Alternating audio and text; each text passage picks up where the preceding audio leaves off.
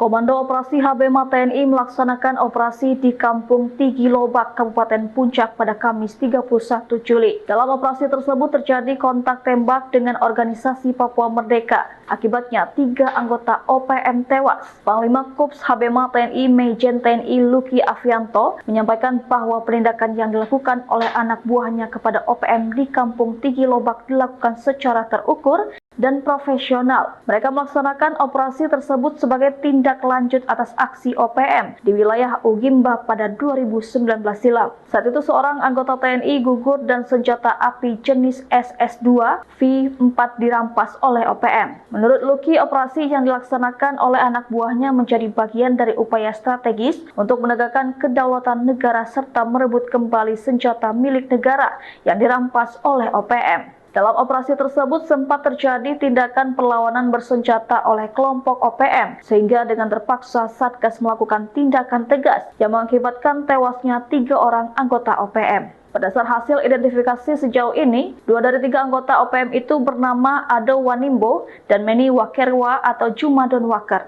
Sementara 1 orang lainnya masih dalam proses identifikasi oleh petugas. Catatan Korps Habema TNI menyebut bahwa Ado Wanimbo adalah Danwil Ugimba Kodam 8 Kemabu. Namanya masuk dalam DPO Polres Mimika sejak 2018.